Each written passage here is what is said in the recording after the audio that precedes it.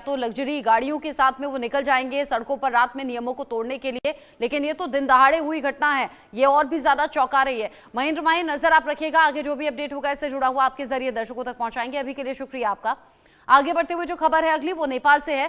पूर्व राजा ज्ञानेंद्र के खिलाफ नेपाल सरकार हो गई है सख्त। ज्ञानेंद्र शाह से अब तो एक तो हर्जाना वसूलने की तैयारी है, साथ ही साथ ज्ञानेंद्र शाह के 123 समर्थक ऐसे हैं जो गिरफ्तार कर लिए गए हैं। ज्ञानेंद्र शाह का पासपोर्ट भी जब्त कर लिया गया है। बढ़ते तनाव के बीच में नेपाल सरकार ने लिया है बड़ा फैसला। राजशाही की मांग को लेकर एक साथ हजारों लोग सड़कों पर हैं। नेपाल में हंगामा, हिंसा, ऐसी कई तस्वीरें सामने आ रही हैं। यहाँ ज्ञानेंद्र शाह पूर्व राजा नेपाल के, जिनका पासपोर्ट जब्त कर लिया गया है और यहाँ कानूनी शिकंजा कसने की भी तैयारी है। ज्ञानेंद्र शाह को तो घर में नजरबंद किया गया, लेकिन उनके 123 जो समर्थक हैं उन्हें गिरफ्तार कर लेने की खबर है। तस्वीरें आप देखिए, नेपाल में उग्र प्रदर्शन अलग अलग हिस्सों में देखने को मिल रहा है और इस उग्र प्रदर्शन के बीच में 123 समर्थक गिरफ्तार हो गए हैं ज्ञानेंद्र शाह के। साथ ही साथ नेपाल सरकार अब सख्ती और ज्यादा बढ़ा रही है। खबर ऐसी भी है कि 8,93,000 का नोटिस भी दिया गया है, नेपाली रुपए करीब 8 लाख के आसपास, जो कि देने होंगे अब पूर्व राजा ज्ञानेंद्र शाह को। साथ ही एक और बड़ा अपडेट आप जाने, हिंसा के बाद ओली सरकार एक्शन में अब दिखाई दे रही है और ये एक्शन दिया गया है। यहाँ पर ज्ञानेंद्र पर 7,93,000 का नोटिस दिया गया है। नेपाली रुपए हैं ये करीब 8 लाख, जो कि ज्ञानेंद्र को भरने होंगे। जुर्माना लगा दिया है नेपाली रुपए में। नेपाल सरकार ने हिंसा में हुई तोड़फोड़ से नुकसान की भरपाई करने के लिए कहा है, क्योंकि जो हिंसा आगजनी अब तक हुई है उसमें भरपाई की बात सामने आ रही है और ये भरपाई करवाई जाएगी पूर्व राजा ज्ञानेंद्र शाह से। हिंसा में कई बिल्डिंग, सरकारी दफ्तर और गाड़ियों को नुकसान पहुंचा है। राजशाही समर्थकों ने 3 अप्रैल तक का अल्टीमेटम दिया है।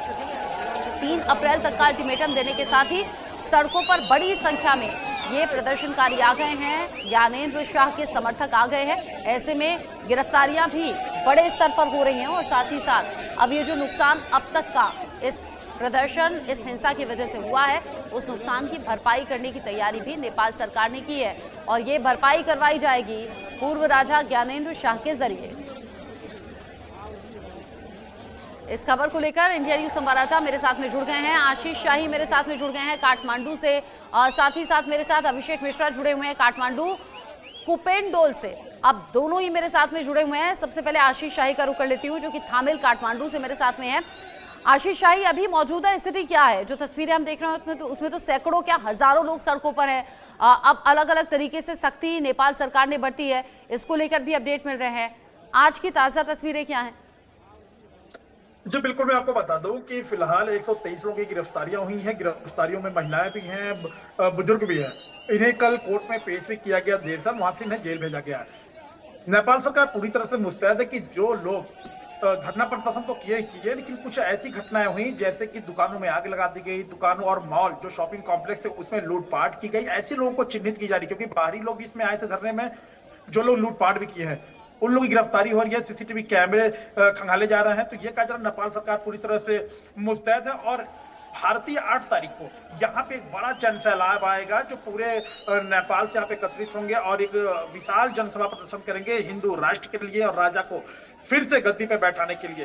राजा की मांग इसलिए बढ़ रही है क्योंकि यहाँ पे लोग महंगाई से त्रस्त, यहाँ पे करप्शन से लोग त्रस्त, यहाँ पे रोड, सड़क, यानी कि करके विकास की बात देखी जाए, नेपाल के विकास को लेकर फिर से एक बार राजा को लाना चाह रहे लोग, जिसके लिए यहाँ पे हजारों लाखों की तादाद में 8 तारीख को, यानी इंडिया के 8 तारीख को यहाँ पे एकत्रित होंगे लोग। तो ये कहा जा रहा है पूरी सरकार भी सहमी हुई है। सरकार का एक चिंता का विषय बना हुआ है नेपाल सरकार का, जिस तरह से हुजूम आ रहा है किस तरह से कंट्रोल किया जाए, क्योंकि ये काठमांडू है, काठमांडू में पूरे वर्ल्ड से लोग पर्यटक भी आते हैं। तो एक नेपाल सरकार का सरदर्द बहुत बड़ा है। जगह जगह पे फोर्सेस लगी हुई है, कोई भी ऐसी जगह नहीं है जहां पे फोर्स ना हो, चाहे कोई पार्टी ऑफिस हो, चाहे कहीं भी धरना प्रदर्शन का, वहां पे हजारों की तादाद में फोर्सेस लगी हुई है। तो ये कहा जा रहा है नेपाल सरकार पूरी तरह से मुस्तैद है। लेकिन कल देर शाम एक मिसाल जुलूस निकाला गया, जो करीब 1000 लोग थे, शांतिपूर्वक मसाल ले लेके पूरा ये जुलूस निकाला गया। तो ये कहा जा रहा है हिंदू राष्ट्र के लिए, फिर से राजा को वापस लाने के लिए, राजशाही को वापस लाने के लिए एक बार फिर से ये मुहिम चली हुई है नेपाल में। क्योंकि जब भी लोग रोड पे उतरते हैं, जब लोग रोड पे 2008 में उतरे थे तो राजा को हटाया गया था, उसके बाद लोकतंत्र आया था। लेकिन एक बार फिर से इस समय लोग रोड पे उतर रहे हैं और फिर से राजा को वापस ला रहे हैं, फिर से राजशाही को वापस लाने के लिए लोग लगे हुए हैं। तो ये कहा जा रहा है एक बड़ा फेरबदल हो सकता है, बड़ा बदलाव हो सकता है, लेकिन सरकार इस बात को मानने को तैयार नहीं है। सरकार इस बार सख्ती से निपटने के लिए तैयार बैठी है। सरकार सख्ती दिखा रही है, सख्ती वो ऐसे भी कि जो समर्थक हैं, जो प्रदर्शनकारी हैं सड़कों पर, उन्हें पकड़ा जा रहा है, गिरफ्तार किया जा रहा है, और सख्ती ऐसे भी कि जो नुकसान हो रहा है इस प्रदर्शन की वजह से, उस नुकसान की भी भरपाई हो रही है, और वो हो रही है पूर्व राजा से।